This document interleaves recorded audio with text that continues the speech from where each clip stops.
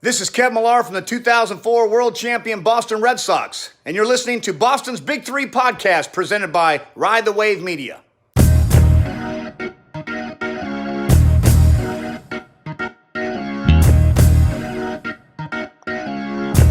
right, this is Boston's Big Three, episode 49, presented by Ride the Wave Media. As always, go check us out at Ride the Wave Media. Check out our Instagram at Boston's Big Three. Today's show is sponsored by Kraft Mac and Cheese. Remember you how much they love you by dinner. Find it at your local grocer. There's no preservatives, no dyes, no artificial flavors. They got original, shapes, microwavable, SpongeBob, Scooby-Doo, Deluxe. Late night, missed games, having to be in 100 places at once. It's hard, trust me. But right now, we're all just sitting inside. Getting the right mac and cheese? Well, that's nothing because Kraft Mac and Cheese is made with no artificial flavors, preservatives, or dyes. My girlfriend and I, we were having a dispute last night about what's better, Kraft or Velveeta. And I went with Kraft. Velveeta's way too cheesy. I didn't know there was another brand of mac and cheese. Wait, you're complaining for something being too cheesy? Yeah. You didn't know that Velveeta was another brand? I did not. Velveeta, the sack of cheese that you get with Velveeta, it's just gross. Like you take it out, it's like nacho cheese, and you throw it on the ground, and it bounces back up. So I'm just like, Kraft is way better. You get the little dusty equal cheese. Noodle, you get equal cheese. You get the dusty stuff. Butter, it's perfect. butter and milk that you add in. See, that's the other thing. You add the cheese. Velveeta, it's just noodles and cheese, and that's like a psychopath move. But Kraft Babs mac and cheese has to know all about the mac and cheese because that's all kids eat anyway. Chicken nuggets and mac and cheese. In quarantine, I've been making steak, rice, chicken, mac and cheese, broccoli. They're with you. Rice every day. Rice pilaf, the goat. Anyways, we have actually a couple news stories to talk about today. It's been a while since us four have all been together. First and foremost, this is just something out of my selfish nature. I want to talk about these quarantine houses that I made for Ride the Wave Media. We posted it the other day. If you're not familiar with it, go check it out when we're listening. But we did whatever's hot in the streets in the meme game right now, just saying, hey, this is a quarantine. Which house you picking? The heavy answer is house number 6, but I think we should go like house by house saying pros, cons, what would even happen. Just talk about something. So I went through Boston sports history, Boston athletes. I picked a Patriot, a Celtic, a Red Sox, and a Bruin per each house. So house number 1, let's get underway. We got Tom Brady, Jason Tatum, Rafael Devers, and Milan Lucic. Not a favorite answer. Not a lot of people picked one. I think that's a big drinking house. I mean, you've heard in the past that Tom Brady can slug beers. I think Milan Lucic would be the same way, but I'd be afraid that if you had too many drinks, that Lucic will try to fight you, and I don't want to be knocked out like that. And then eventually Tom Brady's just gonna break your heart and leave. So leave your house, and there'll only be 3 of them left. Eating terribly. Well, we were eating well, but it was no just tomatoes.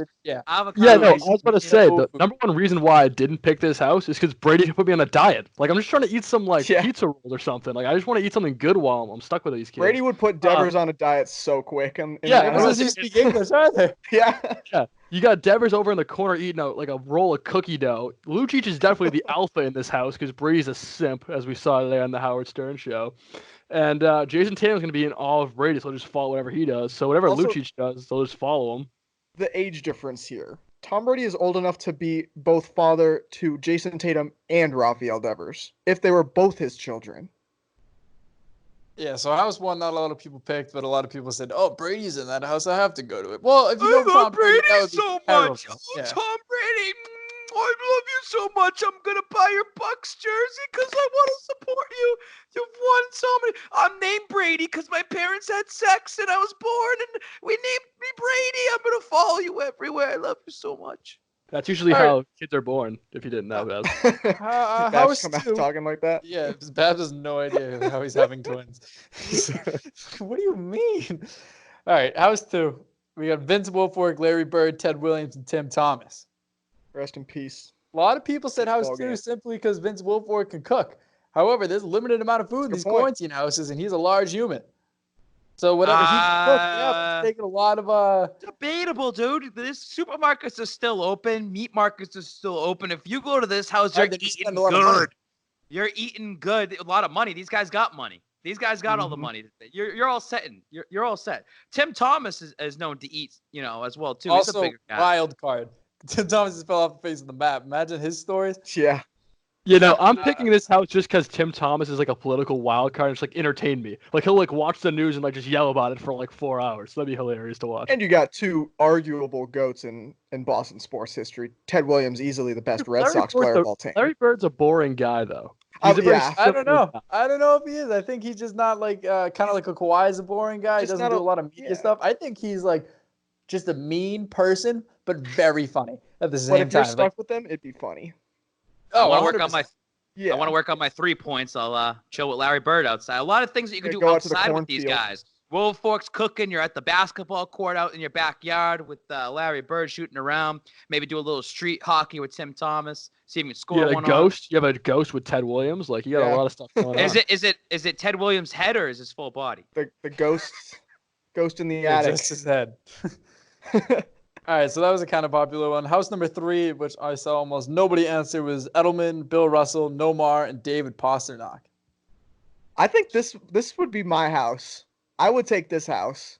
I love Julian Edelman, and I love Nomar, and I love Pasternak. I've seen Bill Russell's crazy stories in history. Yeah, his social media game has stepped up drastically. Bill Russell has become one of my favorite people to follow on social media because he doesn't post often, but when he does, it's so funny. Yeah, I'm a big Bill Russell guy too. I like Bill Russell too. Not a big Edelman guy. I like him as a player and stuff, but personally, he kind of gives me rubs me the wrong way sometimes. I've heard some stories, some backlash about him personal meetings with fans and stuff. I wouldn't understand what Pasta's saying half the time, so I don't understand have a conversation with him. I'd fit in. I got the little chipped tooth. Just on the wrong side for him. Yeah, you guys can bond over how you lost teeth. My brother chipped my tooth when I was younger. Reed, he works for Ride the Wave Media. He pushed me off of a bed and I just chipped my tooth. And it was I remember the tooth came out of my hand. I was like, oh my God. Yeah, not a good time. All right, house 4, another uncommon answer. Bill Belichick, Paul Pierce, Mookie Betts, and Cam Neely. Now, with Cam Neely, I would not even talk anything Bruins. I'd only talk about Dumb and Dumber with him. He's a key character. He's Seabass. I feel like this house, you would want to leave this house an hour into it. I feel like. Yeah, probably. But I also have a little suspicion that Belichick would just go full just regular guy mode. He would just get out of coach mode, just be one of the boys. No football, just life. Definitely see Belichick just lounging around, having a couple brews and just chilling. Yeah, I feel like this would be the house just to pick his brain the entire time. I mean, you're in quarantine life. That guy is literally a genius of football. You'd probably be walking out of the quarantine as a head coach for one of these NFL teams if you spend your time with Bill Belichick. Or you drive yourself crazy because of all the do-your-job stuff he's having you do. Clean the gutters, clean the house, clean the bathroom, cook dinner, wash dishes. Do your job. We can all succeed. That would drive me nuts. I would 100% take that mentality in. I would pick Mookie's brain, but the only way I would choose this house is if Paul Pierce is wearing his Buzz Lightyear outfit the entire time. I'd also ask Pierce more about the time he stabbed 7,000 times and played 82 That's games also fair. Season. I have so many questions for Paul Pierce. All right. The 2 most popular houses, House 5 and House 6. We'll start with House 5. Personally, when I was making these, I was just going one by one randomly, scrolling with my eyes closed, kind of just picking one more person. And House 5 and House 6 came out stacked. So we got House 5, Randy Moss, Kevin Garnett, Terry Francona, and Brad Marchand. This would be my house. Fact. I think there would be a fight in this house on day one. It's not just verbal altercations. There's fighting. I mean, you're talking about KG, a crazy human being, but also one of the most chill guys out there. He always speaks his mind and everything. Randy Moss is Randy Moss. No further explanation necessary. Terry Francona, he's gonna be the fun drunk chaperone of the group. And Brad Marchand, he's just scrapping everybody. So I think there's going to be a mutual respect about everybody, but it's just 4 alphas together. And you said about the fighting and stuff like that. Marchand's going to be picking fights with KG and Randy Moss at all times. 100%. Trying to bump it in there. And Francona's roughing the biggest guy in jail and start swinging at him when you're this tall. If you guys didn't know, Tyler Miller likes Kevin Garnett. If we didn't know that. He's also speaking of KG, see what he said about the T-Wolves? He's claiming himself as a Celtic, not a T-Wolf. Yep. So we want to go back to that conversation. All right, House 6. This was by far and away the most popular one, and by good reason. We have Rob Gronkowski, Taco Fall, Manny Ramirez, Zdeno Chara. Just a whole lot of 1,000% choosing this house, and it's not close. It's a whole Rob lot of people Gronkowski, that party champion of the world, 24/7 WWE champion. You have Taco Fall, who's just a meme, 7 foot whatever, and you're just like walking around the house just being like a statue essentially. Manny Ramirez has the perk plugs. If we want like to get really crazy, like he has something going on. And Zdeno Chara just like the kind of like the Francona role. He'd just be like partying the whole time at 40 years old, and it's also like having mountains of men. Yeah, There's like this 30 is this is feet a of man men of here. men. Yeah. House 6 is also a lot of people who you can speak English, but a whole lot of broken English. Yeah. We have Gronkowski, the CTE, that'll do it. Taco Fall is from a different country. So, yeah, I don't know. They probably speak a different language. I know he speaks fine English over here, but you never know. Manny Ramirez, drugs, partying, and the fact that you're Manny Ramirez from the Dominican Republic, you're pretty, decent at English, but even then. And the Zdeno Chara, I don't know, so hard enough to say his name to begin with. So all of those guys coming to one house, they're not going to really speak all that well. They're just going to speak through socialization, speak through partying, speak through who can chug a beer faster. Elite house, but you just have to be ready to party the entire time. No, if there was a pool in this house, it'd be like a chicken fight with like Gronk on top of Taco Fall and like Ramirez on top of Zdeno Chara. 45-foot like battling it out. Yeah. House 7, another unpopular one. We got Ty Law, Doc Rivers, David Ortiz, and Bobby Orr. I like this house just for history, and it's more of a lot of story. This would be the story house. This is the one they're sitting around the couch or sitting around the fire, and these guys are just spewing stories. You know that guys like Ty Law, Doc Rivers, Ortiz, and Orr can talk about the old days. And if you're really into the history of sports and you really like all that other stuff and want to live through those moments, that's the house you want to listen to. To get sick of the stories. But I mean, I've seen Ty Law drink, and I know he can get a little funky, get the hookah out there. You know, David Ortiz too got his cigars, his salsa. You'd be enjoying Mofongo. No, You'd be enjoying your time. I guarantee you, one night in, I would get Ortiz drunk enough to show me his bullet wound. I guarantee you. Ty Law will also have the place stacked with the V1 vodka. People forget.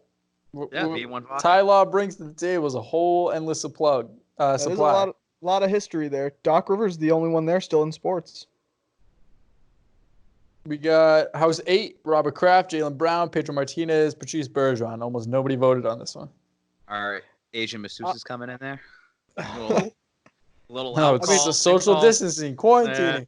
Kraft will probably have the coronavirus cure before anyone else on the planet, so might want to choose him just for safety. Jaylen Brown, that's kind of an interesting combo with him and Kraft, just to see like the relationship. Because Brown's a smart guy, Kraft's a businessman. It'd be kind of a cool like combo, young and old type thing. Yeah, bounce some ideas Pedro, off each other. No, I have no desire to be in the same house as Pedro Martinez. I would want to see Robert Kraft take a baseball bat and Pedro pitch and say, Robert, you have to hit at least one of these balls. Let's see how long it takes him. I know Pedro still got it too.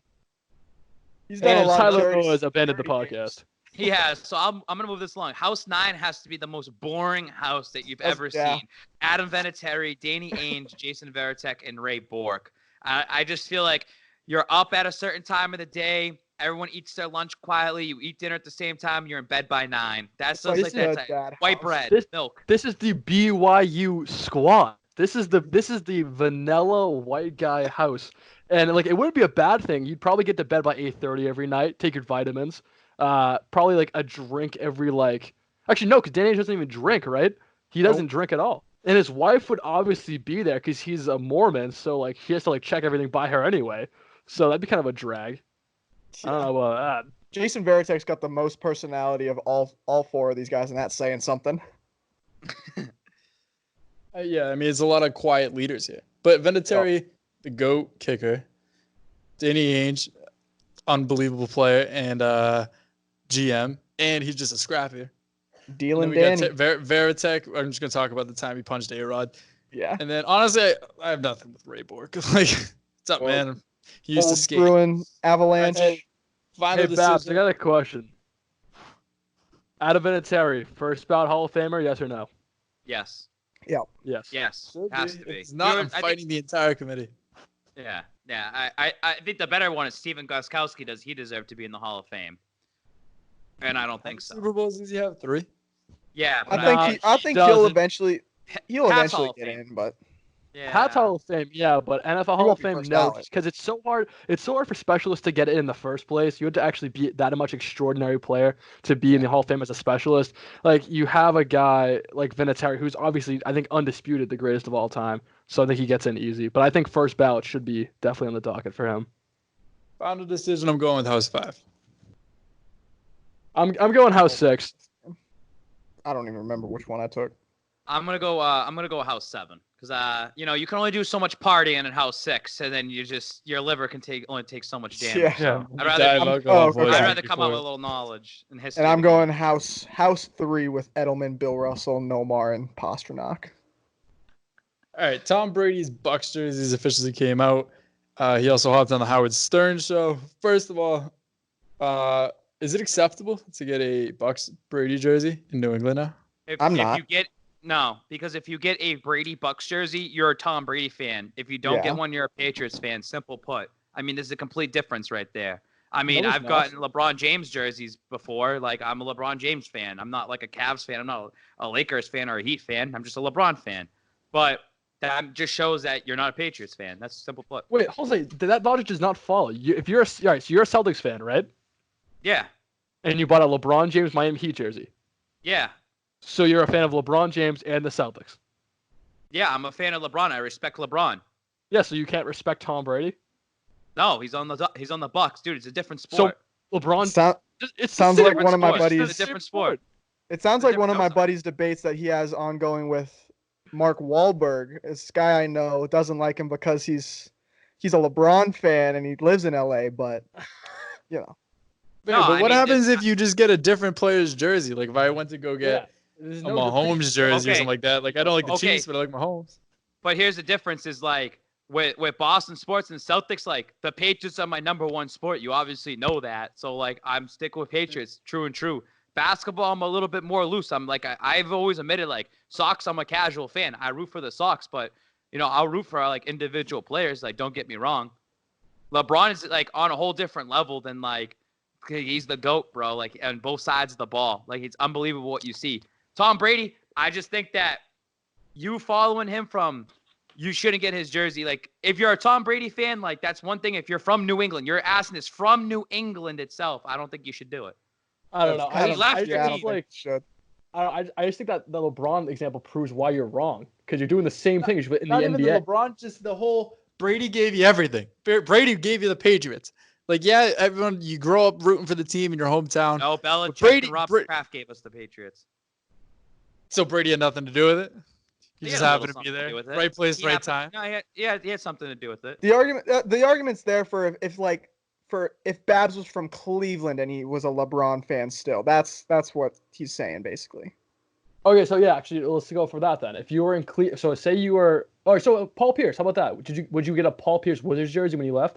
Or a Nets jersey? No. No? Well, you thought about it. I think the difference is that it's just like he was on your team and leaves. I would just rep a Brady. I would rep a Brady Patriots jersey. You can root for Brady and just own a Brady Patriots jersey. Like, I like to have like a LeBron jersey because I think like I just like LeBron. Like it's just like something different. There's a level I'm not going out there actively rooting. Like there are going to be people wearing that jersey actively rooting for Tom Brady and the Bucs. That's the difference. Me, I'm not actively out there rooting for the Cleveland Cavs. I wasn't actively rooting. I'm not even have a Lakers one, but I'm not actively there's an icon. There's an icon level to it now. Bucs games. Like I'm gonna 100% be watching more Bucs games because yes, I am a Tom Brady fan and a Patriots fan. I think that's what the majority of people example, should. Joe. If I lived in Arizona and I was a I was an Arizona Cardinals fan, I would have bought a Tom Brady jersey to support. Like, wow, he's the GOAT. That's just my thinking because wow, that's like you might want to wear that out once or something like that and just rep it and support it. Well, here's my thing: the icon level to it. Like Michael Jordan, if you see someone wearing a Michael Jordan Wizards jersey, you're looking at it like, what the heck is like? It's rare. You're not going to see that very often. It's the same kind of time period now where you have the iconic jerseys and LeBron James wearing a Cavs jersey or a Heat jersey or even a Lakers jersey. Now it's going to be iconic because he is one of the greatest players of all time, and you're in that iconic Lakers jersey.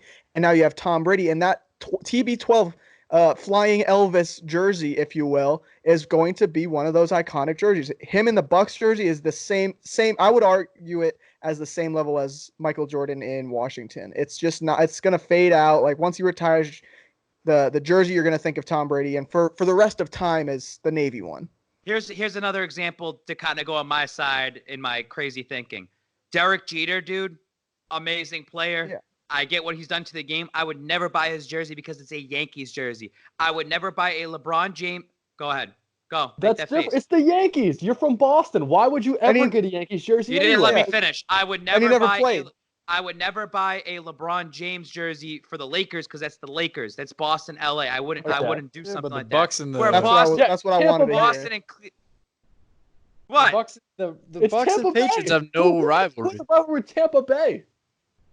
I think it's going to be the highest selling jersey of the season. But there's a difference now where Tom Brady was on your team and left, and you're just, let me go buy his jersey to go support him. No, you should stick with the Patriots. If you want to support Brady, wear your Brady Patriots jersey. Stick with the Patriots. I understand what you're trying to say. But I'm going to buy one anyway. If you guys can tell, I collect jerseys. I have about 50 of them. And that's a grail, honestly. A lot of these jerseys, like the Michael Jordan Wizards one, the authentic ones are very highly priced. Like I've seen the authentic Jordan one go for $600. It was sold at the time for like 100 or less. So Tom Brady's not even going to play on the Bucks this year because there's going to be no NFL season. That's what I've been saying. Tom Brady, I literally, a couple episodes like Tom Brady started Corona. Prove me wrong. He just wants to get the money, the guaranteed money from Tampa Bay. Doesn't have to play a game for the Bucks, and he still is like forever a Patriot in a way. Maybe that's what he meant when he tweeted forever a Patriot. Let me connect some dots here. All right, and then he went on the Howard Stern show. I'm not exactly sure what he said, to be honest. I didn't listen, but that's been hot in the streets. I know we kind of have a recap from Babs' end, if he wants to pay attention. Oh, sorry. The Rune Dog was sending me something. We're talking about the Howard Stern thing now, right? So, why are you laughing? You're a clown. Why? What's going on? Just fill me in! Just tell me what's going on. I would just ask him about the Howard Stern thing, and then he's on the phone. I was listening on the phone because about Marcus Cannon. I guess someone was talking about us about Marcus Cannon on one of their podcasts and talking about the news that we dropped, and they're waiting for it. All right, so this was a breakdown from Jorge the Wolf. He's been on my Instagram quite a bit. I said, listen, buddy, need you to break me down everything that goes on. I didn't really listen to it. I just got a little speech from Rune Dog. He said, big thing for me. This is coming straight from Jorge. Big thing for me, Howard did a great job making Tom feel real comfortable. It was a 2-hour and 20-minute interview. The first hour was about Tom's life in high school to Michigan, then his first year with the Pats. As a high schooler, Tom mentioned how he did drink and smoked weed, but he stopped in high school because of the respect of his dad. He went on to talk about his Michigan days and how he was going to transfer, but his life coach or how he's going to transfer, but his life coach or sports psychologist convinced him to stop blaming others and do what you can do. Also, how Lloyd Carr told him to day as well. I'm guessing he messed this up.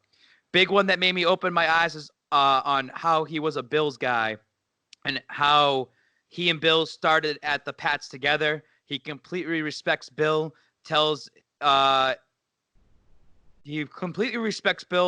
pretty shitty that folks come out and say otherwise. So he's pretty much saying like they have a mutual respect for each other. There's no riffraff in between. Also, I know Rune Dog texted me earlier, which I'm going to pull that up, and said, so the Giselle rumors were true. He's like, pull up the magazine again and show it. Brady says Giselle pushed him to check himself during the offseason to do more at home in the offseason because it was harming his marriage, i.e. doing offseason workouts, OTAs, etc. She wrote him a letter too saying she wasn't satisfied with our marriage and I needed to make a change in that. Her point was, of course, this works for you, but it doesn't work for me. So I took that as in mid-January, I saw a thing on, Lifestyle magazine. Someone sent it to me, and it says that Giselle dumps Tom. It's one of those tabloid, like, let's grab some headlines here. And it says, like, oh, this could be like a $600 million breakup and divorce.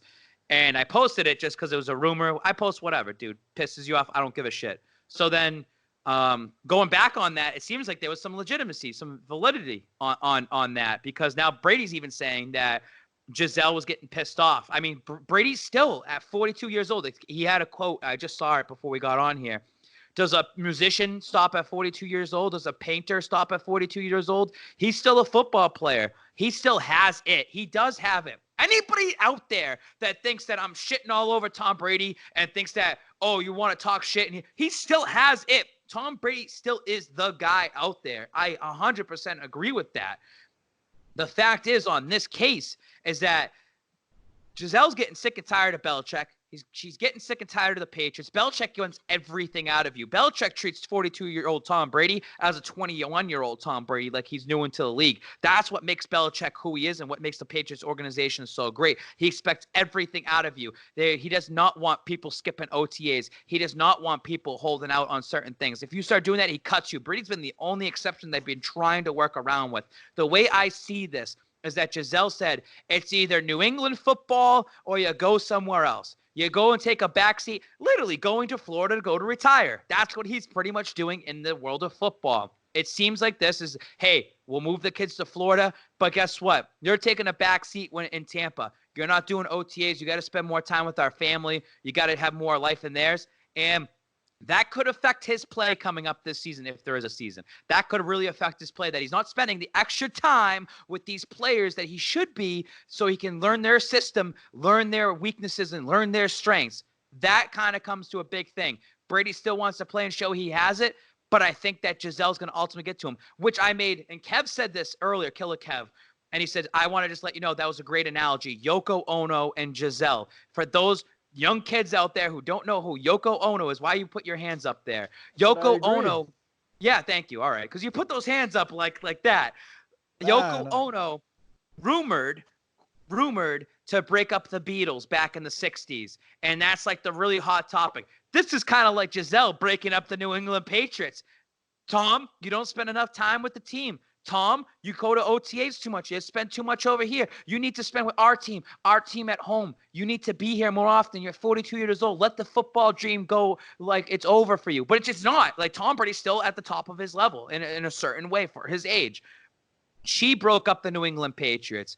And then I told Roondog to find that video, which he posted on Ride the Wave, of when Gisele was yelling at Welker when he dropped that pass. And then it made me think of all the times like Gisele at Super Bowl 51, and she's holding her phone, and she's like going like, like look at us, like celebrating.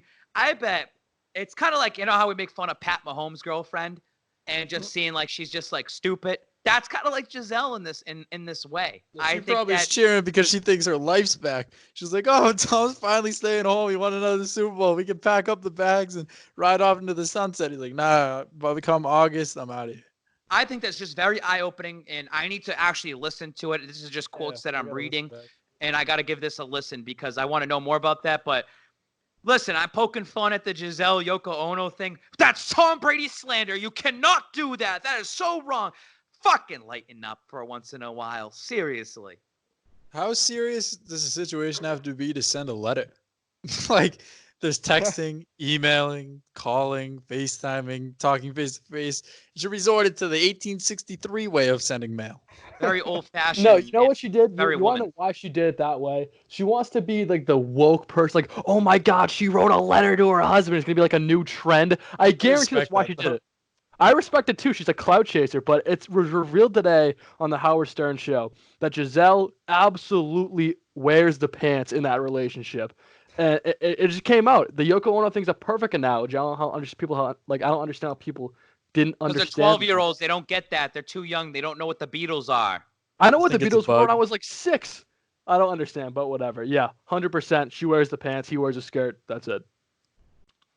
All right, the MLB season might be back, Brandon, but it's a little complicated. So I'm sure you know more about this breakdown if you kind of want to explain it to us real quick. I don't know too much about it, but from my understanding is they want to use Arizona and the spring training facilities and the Diamondback Stadium out here to kind of jumpstart or even just initially start the MLB season that hasn't even started yet.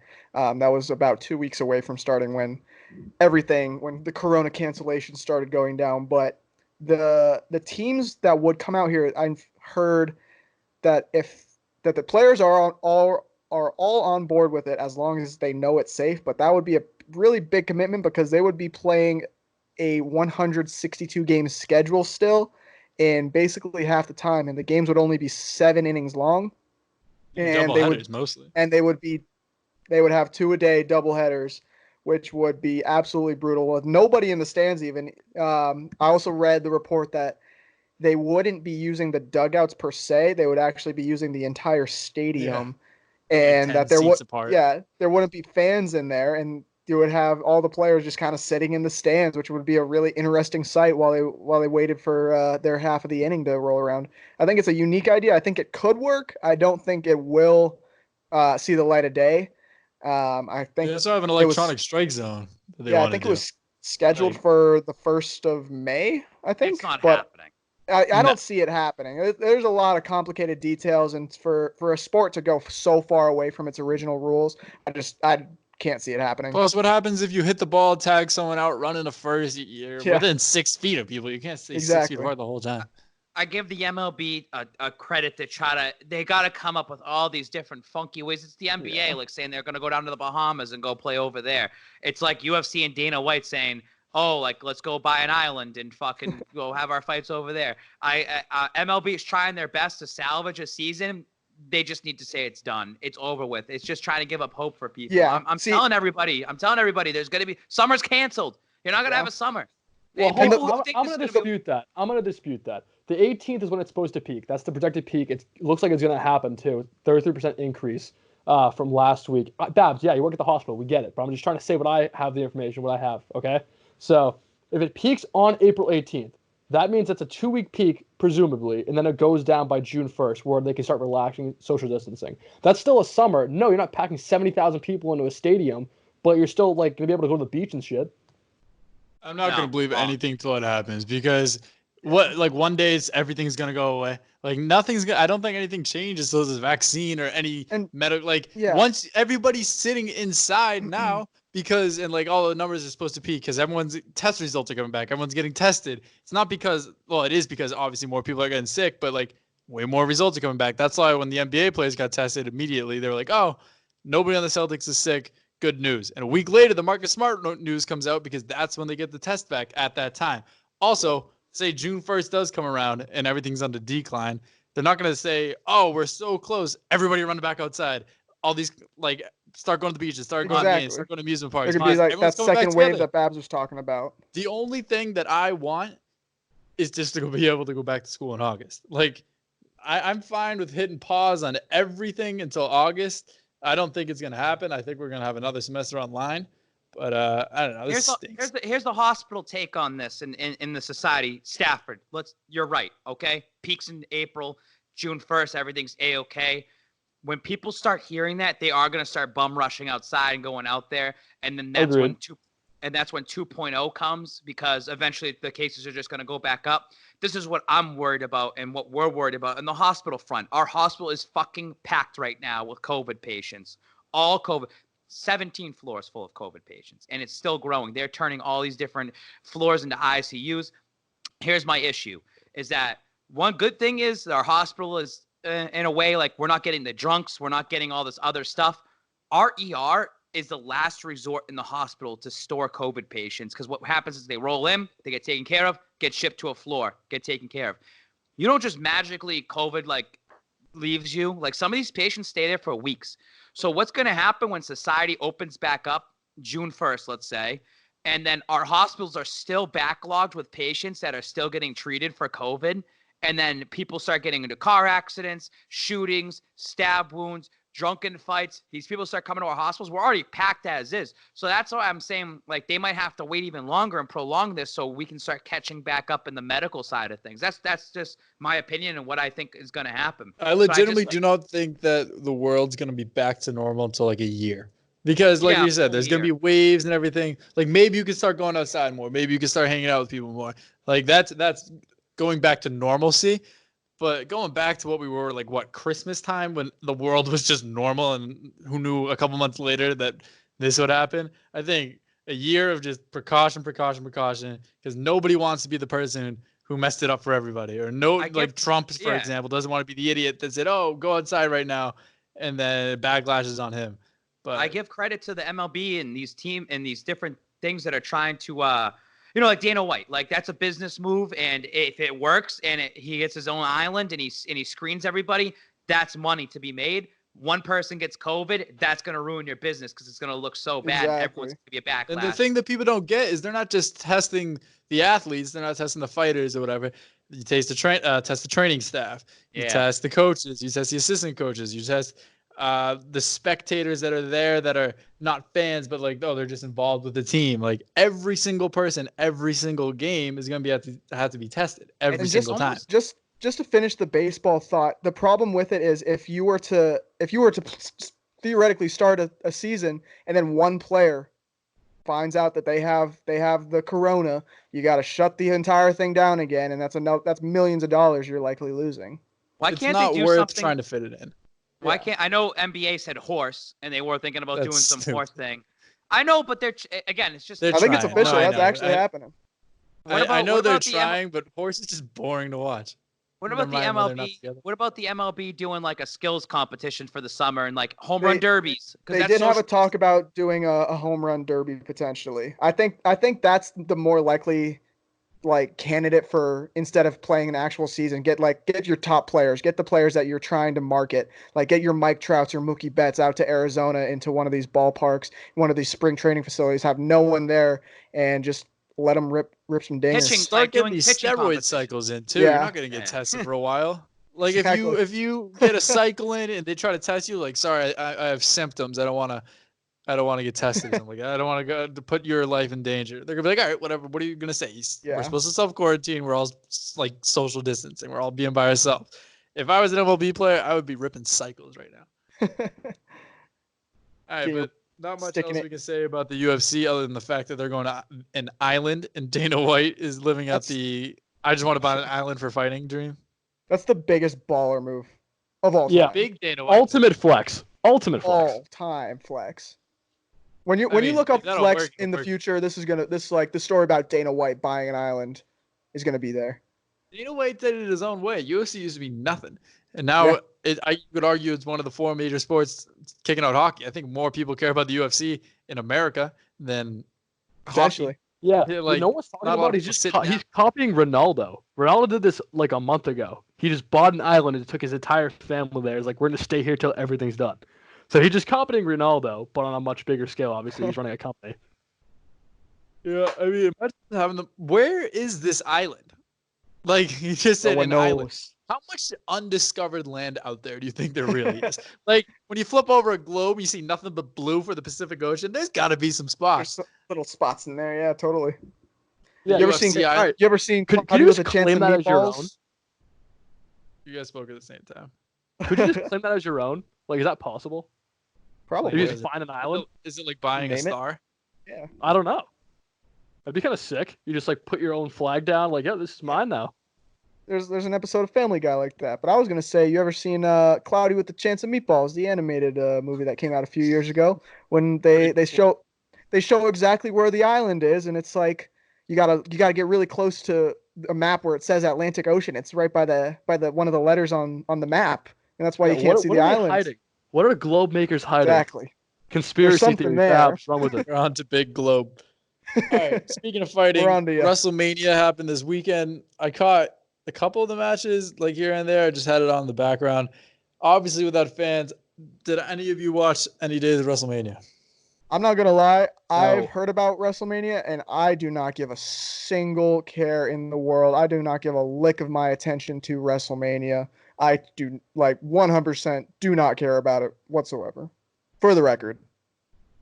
Every year I watch it. Like, I grew up watching WWE religiously, so I'm like, I'll tune in every year. But I tuned in especially this year. Baz, did you watch it? So I end up working all weekend. Usually what I do on WrestleMania weekends is we get the boys together. I have the night off, just drink all day.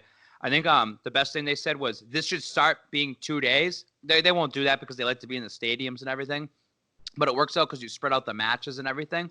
What I did was I read our chat. I know Matt Gordon and Dito, Kev, like some of these guys, Anthony, one of our new guys, they're all watching and everything.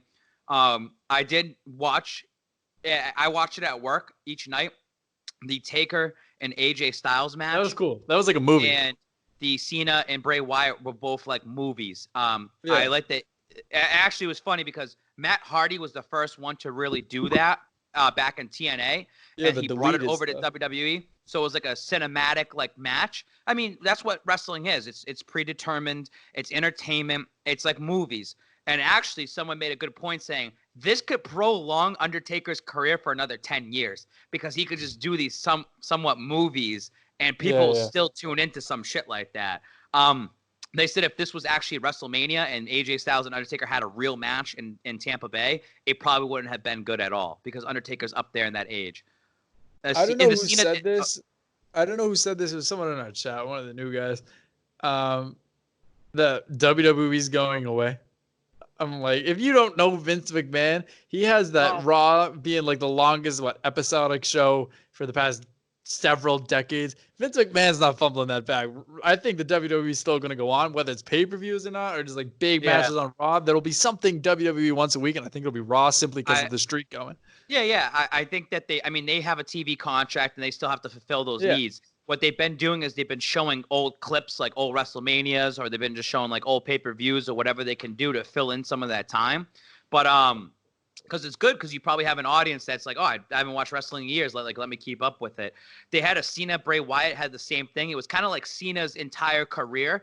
That was cool. Like it was cool. Him wearing the NWO shirt, like the wrestling nerds want to see that happen. That's money to be made. You're printing literally you're printing money if Cena came back and wore NWO. And Cena could be the Cena of like Hulk Hogan just owning everything in WWE, and people would like that. And eventually they get sick of it about a year or two later, which is the perfect because you could build a baby face in between that time. You can and then take them down.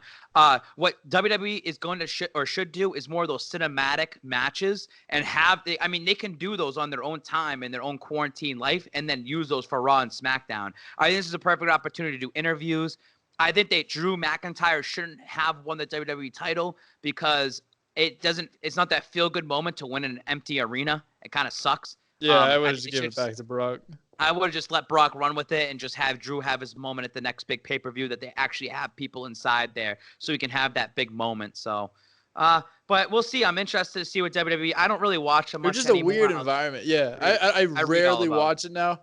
If I ever watch WWE, it's on the WWE Network, which is like one of the top 5 inventions of all time. It's awesome. It's literally all your like childhood matches, and even before that, just there. So like once like a month or something like that, I'll just throw on a random match. Hey, Bob. WWE is awesome. I don't care what people say about it. Joe. WWE is like the absolute best thing in the world. Young Gronk, I got a question for you. Uh-oh. We got a Rune Dog report coming in hot. Leroy the Wolf, the dog, reporting that Rob Gronkowski is seriously considering NFL comeback with the Tampa Bay Buccaneers. What are your initial reactions? Leroy the dog. That's PMT's dog right there.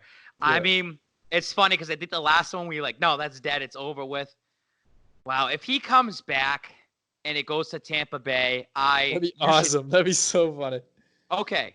But if you're as a Patriots fan, I'd be pissed. I'd be fucking pissed off, dude. This guy dicked you around. He played with your heart the entire time, and then he magically comes back. And we said that could happen, Joe, when we talked about the Raiders and be like, oh, maybe Rob Gronkowski comes back. Oh, maybe it happens. I feel like this is just another way to do the rumors, and I'm not believing it. Like Tyler Miller says, don't believe it till I see it. But if he does go to Tampa Bay, I know originally we talked about that was a reality of him going to the Raiders and coming back, and there was more talk. Now that Brady's actually gone, and now we see what our team is, and I look at Gronk coming back and be like, yeah, I'm gonna go play with Tom Brady. I'm gonna be pissed as a Patriots fan, and you know what? I'll probably talk shit about Rob Gronkowski, and I'll probably lose another 3,000 or 4,000 followers because they're like, why can't you do that? He won us 2 Super Bowls. He won us 3 Super Bowls, even though he wasn't there for Super Bowl 51. He won us 3 Super Bowls. You shouldn't be doing that. That's a bitch move if he ends up coming back just to play with Tom Brady. It's different if Julian Edelman plays with Tom Brady wanting to be traded down there because, hey, I don't want to take on this mentorship role because Edelman stuck it out all these years. Gronk left. Hey, rule number 1. Play LaMelo them before they Ball play you. LaMelo Ball has bought the Illawarra Hawks, the NBL team in Australia that he played for. And at 18 years old, he came to this low-life Australian basketball league, bought the team, and bounced. if you want to talk about big ball moves, I have never been a bigger fan of the Ball family. I am a top 5 Ball family fan out there. It is, I don't know. I have a big Baller brand sweatshirt. Everything that they do, I find the most entertaining thing in the entire world. Like LeVar Ball. Well, LeVar Ball was really cooking in the streets, like on the social media waves and all that stuff, making like headline after headline after headline. Like 2017. You have to lean in with LeVar Ball. That's like entertaining. Yeah. It's funny. He like obviously he knows he's not like meaning what he's saying. He's like, oh, I could be Michael Jordan. Yeah. Gets everybody wicked mad at him, and he knows how to brand himself. He stops talking about Lonzo, and Lonzo starts balling out. So like Lonzo Ball's still good. LeVar Ball has never been the problem. LaMelo Ball, I think he's going to be better than Lonzo Ball. I think he should be the number 1 pick in the draft, but I don't think he will be because of the LeVar Ball quote unquote baggage that doesn't exist at all. And I don't know. I just think it's a funny move to buy the team that you played for less than like a couple months. So funny. Who has the first pick in the draft right now? Well, there's a lottery. And I think they still got to do the lottery, but I think what are the odds? Like, what are the odds though? Because someone has 25% to win, right? I think the Warriors have the best odds for it. So let me check right now. Well, they switched it up. The top 3 picks all have the same percentage. Oh yeah, Zion's do you think he's better than Anthony Edwards? Because I don't. Or Obi Toppin. I think with LaMelo Ball, there's no way to compare him to other college players because he hasn't played traditional. He doesn't take the traditional path. He's been playing overseas since he was in high school. He didn't even finish his senior year of high school. He's like the American Luka. But he didn't play basketball. So there's no way to compare him. Yeah, that's what I'm saying. When every overseas player is drafted early, like how Porzingis was booed. Luka Doncic wasn't booed, but he was more hyped up. LaMelo Ball is the most hyped up overseas player, even though he's technically not overseas, in a very long time. And Dragon Bender, for example, the person who was picked right before Jaylen Brown. Like nobody knows about these overseas players because they can't compare them like you compare college players. Oh, this guy played really well against Michigan State. Well, this guy got locked down by Michigan State or something like that. So I think LaMelo Ball is a legitimately good basketball player, and I think he's gonna not surprise a lot of people because there are a lot of LaMelo Ball fans, but for every fan, there's so many more haters. I think he's gonna shut a lot of haters out. No, so I agree with you that he's a good player. I actually do think he'll be a productive player in the NBA. The reason why I don't think he's worthy of a number 1 overall pick is the Trae Young factor. You see Trae on the NBA, undisputedly a top 10, or not top 10, top 15 player at the very least. Baller. His team sucks. Obviously, it's not his fault. The front office has done the best job putting weapons around him even before he got there. But if a team's picking number 1 overall, you're trying to pick a franchise-changing player. At point guard, I'm not sure if that's possible unless you're Steph Curry. So I don't think he's worth the number 1 pick just for that reason alone. Well, there's a lot of point guard. I think is the deepest position out there in terms of talent. Well, you got to think a lot of guards that are unreal at basketball simply don't make the team, like the All NBA teams. So what you have: Steph, Kyrie, Kemba, Dame, Russ. Trying to think of other just unreal. Right. Trae Young should be up there. I agree with Luka. How many of them have brought teams to the championship? 1. Yeah. I see what you're saying with that part. Kyle Lowry. Like how Zion Williamson's immediately making an impact right away. He's making a solid plus minus. He's doing that stuff. However, LaMelo Ball, people forget he's 6'8" still. He's 6'9" and he's only 18 and he's still gonna be growing. He just has the handles of a ball handle, like how Ben Simmons, technically a point guard. He's the size of a power forward. He's I think he is 7 feet tall. He's not 6'11", but he can just handle the ball. I think LaMelo Ball is gonna be something like that, like a Ben Simmons type of player that can just shoot the ball. So I think obviously height is better in basketball. It's advantageous in basketball. And LaMelo Ball is only a kid growing, and he's playing against professional basketball players. Like a lot of these college professional basketball players overseas, they went to college. Brad Wanamaker, he went to Pitt, he played overseas for a minute because he couldn't make it in the NBA. Now he's back in the NBA. So it's not there are a lot of homegrown NBL talent, EuroLeague talent that go there their whole life and switch over. But LaMelo Ball's been going back and forth. He's been making news everywhere he's gone. So that's instant Zion type media attraction. And then he's just a productive player. I think he's going to be very good. I don't think Jello Ball makes anything at all. No. I think as soon as Jello got G League, right?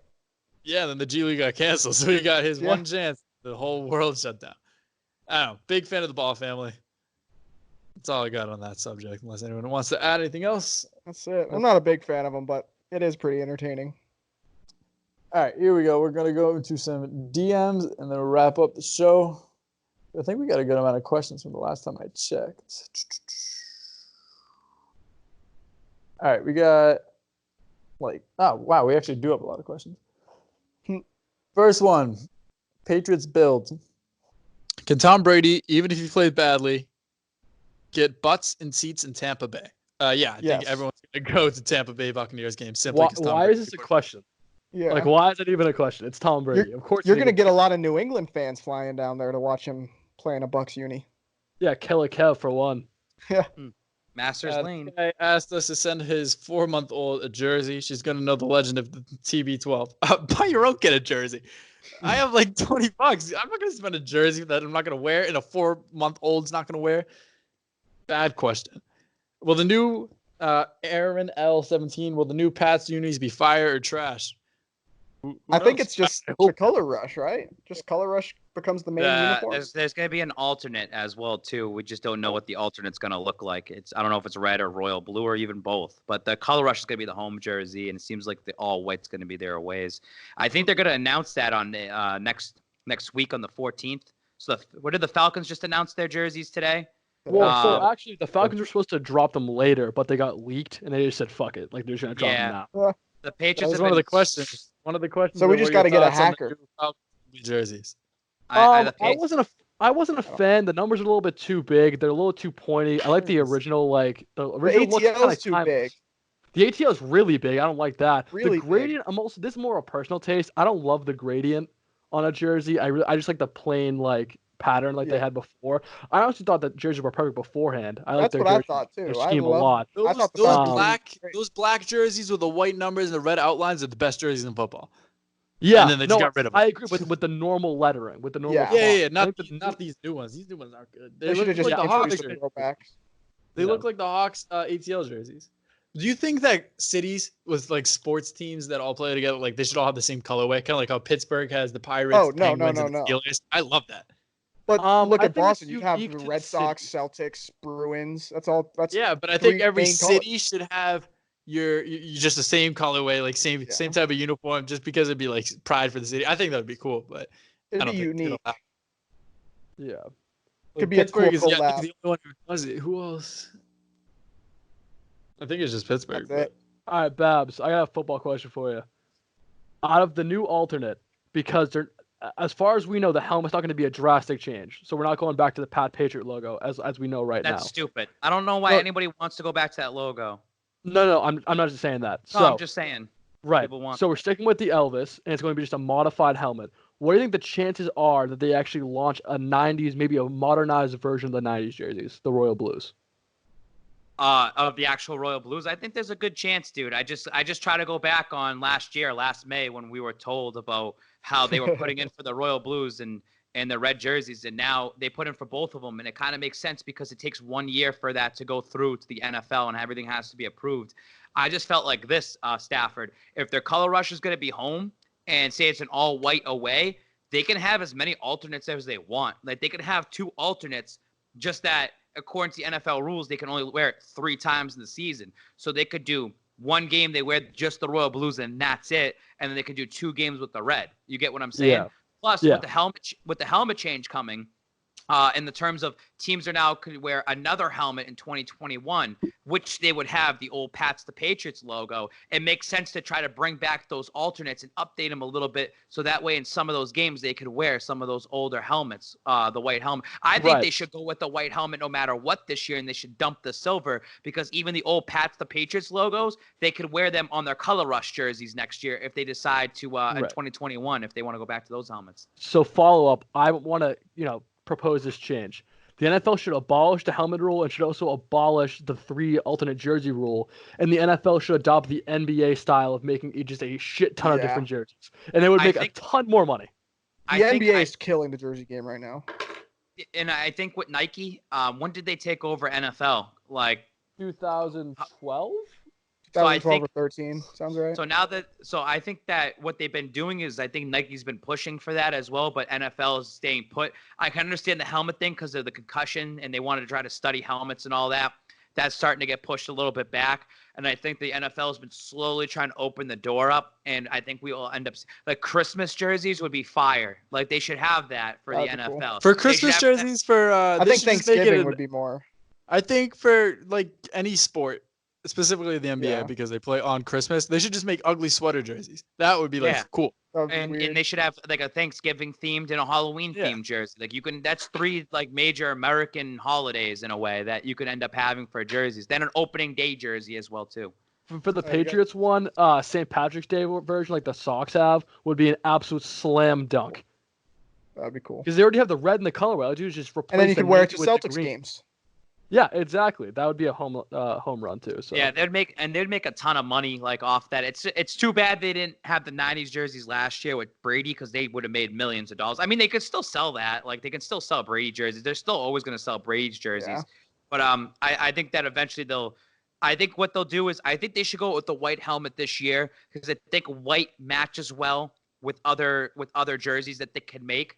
And I think maybe that's been said with teams like, hey, update your helmets because in a couple of years you're allowed to wear multiple jerseys. So that way you can start matching whatever helmet you have updated. Kind of gives everyone like a heads up of like, hey, we're gonna eventually go do that. All right, we got 3 more questions. The first one from James Wilson III. He goes, "F you, Killer Kev." Good question. That was great. Great question.